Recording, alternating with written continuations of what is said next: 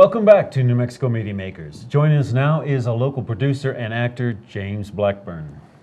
Nice Welcome. to meet you guys. Glad to have you here. Yeah. It's an honor to be here. I really appreciate it.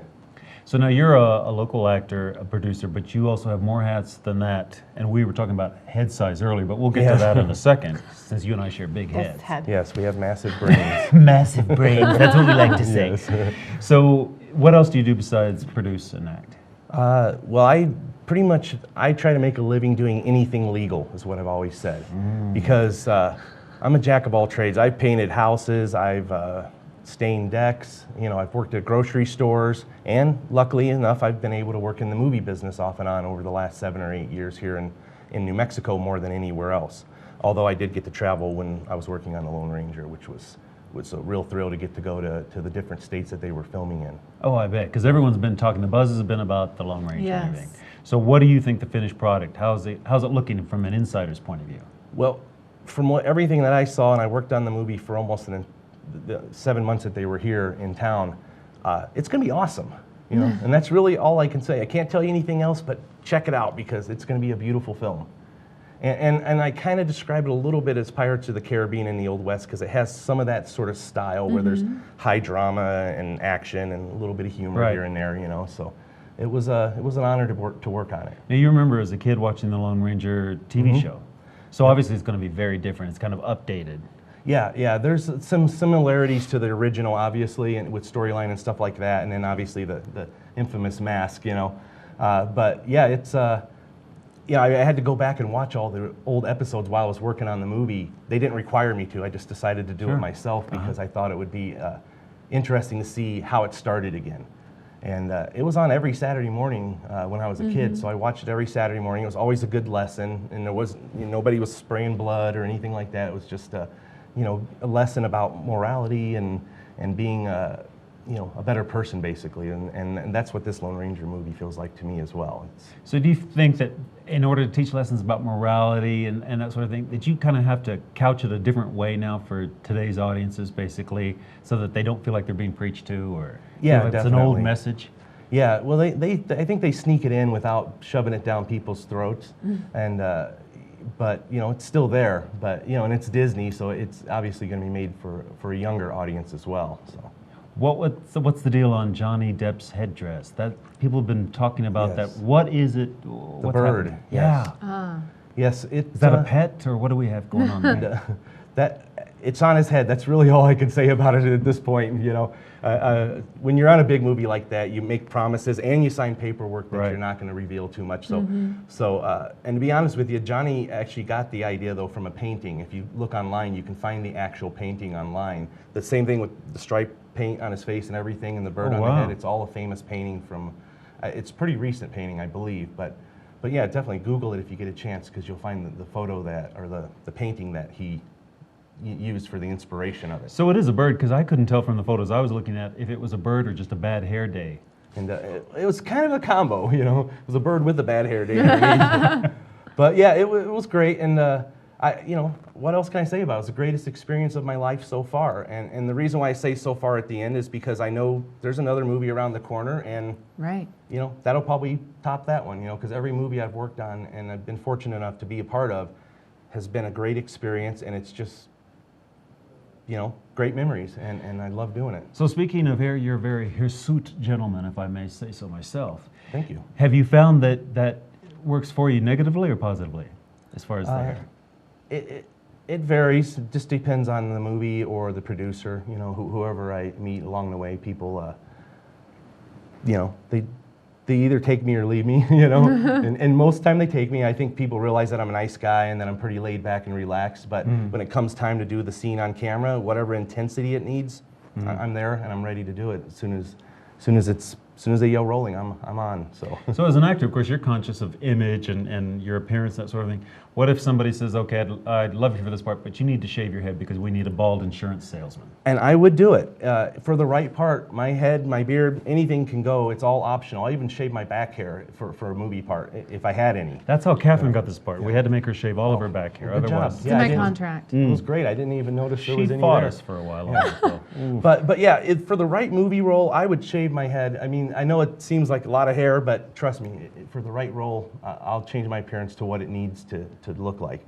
And you'll see in the tape, like I actually brought a tape, you know? Did you? No, What? but you'll see in the clip that I brought a variety of different looks that I've achieved over the last few years with the beard and without, and mustache and without, and you know, and the only thing I haven't done so far is Amish, and I think that'd be kind of fun actually, you know, just shave the stash and go for an Amish look for a movie or something, you know? We haven't done an Amish film here, have we?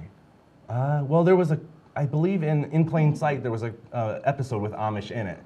And I thought about getting on that, but I was too busy at the time doing something else. That's an idea for something you could write, maybe an Amish Mexican restaurant sort of thing. We could get all these cultural influences combined. Yeah, that would be interesting. And you could even combine some other types of food in there too, like Amish food, you know? What is Amish food? It's nature-based food, I guess. I don't know. What's weird about Amish people and me is that I grew up in Indiana, and there's a ton of Amish people there. Oh, right. And one of my best friends when I was a kid was actually Amish, and I would stay at his house, and we would eat, you know, chicken and dumplings, and just you know, typical farm type of food, you know, stuff like that. So we've talked about how diverse your look is, and you've done work on The Lone Ranger. Tell us about this film 420. It's been getting some praise lately, correct? Well, actually, it's been around for 5 years now, or 4.5 years about. But for some reason, it's a movie that just won't go away. It's like how George Lucas keeps releasing Star Wars. The 420 movie is my Star Wars. It never goes away. It just keeps reliving. I think it's because we have an April 20th every year. And so, you know, people sort of celebrate secretly on that day, and some not so secretly. Speaking of that, the 420 movie 5-year anniversary is this April 20th, and we're going to be doing a re-premiere of it at the Guild Cinema. So go online and look that up, guildcinema.com. They have all the schedule on there for everything. Congratulations. So is the film about 420? Yes. The funny thing about it is it's a stoner comedy where two guys are looking for stuff all day and they never find it. So I've had days like that. Yeah, it's a stoner comedy where nobody gets high. Oh, darn. Well, until the end, but I don't want to give away too much. But yeah, check it out. It's silly, it's over the top, and we were acting the whole time, guys. There was no realism to that movie at all. Sure. We'll talk about that later. Acting. Acting, they say. Well, now, is this featured on the reel that you brought with you? Yeah, there's a couple clips from the 420 movie on there, as well as a variety of some of the Hollywood movies and some of the other independents that I've worked on. Oh, good. too. Well, let's see that then. Okay, thank you. You try another stunt like that, it'll be your brains on that wall. I used to work at Area 51, and I was in charge of technology research. And one day during a routine experiment, I noticed that the feds were watching me. Hello? Oh, hey Bert, what's up, man? Cool. We still getting together later? What? Okay, thanks, man. Dude, a club burned down. Guess which one? Hellfire.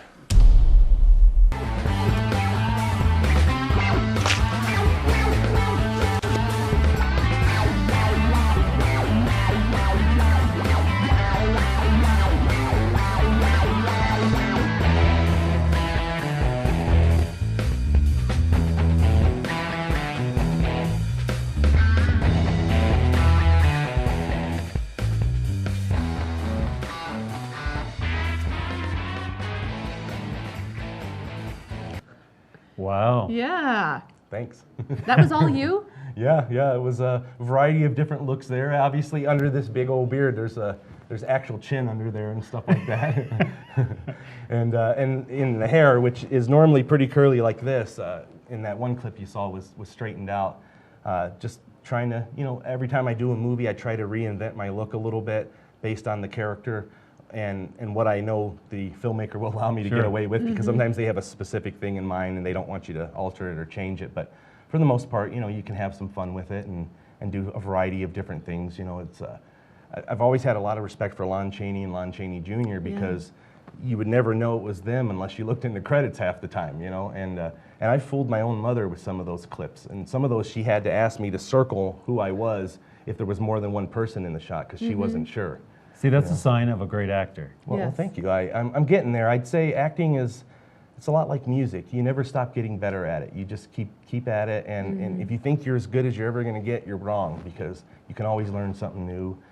You know, I still take acting classes. I still have an acting coach. I mean, I still try to do these things and stay proactive and make a new independent film, at least one to two shorts every month, just to keep practice and also practice editing too, because, you know, as a filmmaker, you know, there's a lot in the editing realm that you can and can't do, but the computers have come a long way. So as, you know, independents, speaking of that, on the 420 movie, this is a good thing for the independent filmmaker out there. You don't need a lot of money to make a film. That entire film was made for only $2,500, and we shot it on weekends over the course of 6 months, and then I just power edited, and it came out later. So it was all volunteers.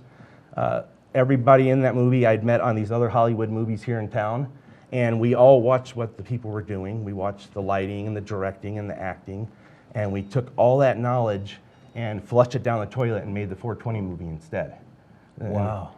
The tagline is 79 minutes of your life you can't get back, and there's a reason why I say that. But it's a comedy. You know, if you like comedies, you'll love this movie. That is great. You know, I wish we had 79 more minutes, because I think you're very inspirational for people that are trying to act and get in this business and put out films as well too. So I think it's great people can tune in and kind of look at you and say, yeah, well, if he can do it, I can do it too. So will you come back with your next project and let us know what's going on? Oh yeah, with it? definitely. I got a couple short films coming up, and we'll talk about those maybe next time. I look Thank forward to you. it. Thanks a lot. All right, well, we'd like to thank you for joining us today on New Mexico Media Makers with our guests, Holly Adams and James Blackburn. We just wish it was longer. We're your hosts, Mike Gaba and Catherine Pilafis, and we'd like you to tune in next week so you can see what's hot and happening in New Mexico media. Until then, just keep on smiling, because you never know when you might be on camera, right, Kevin? Always. Always.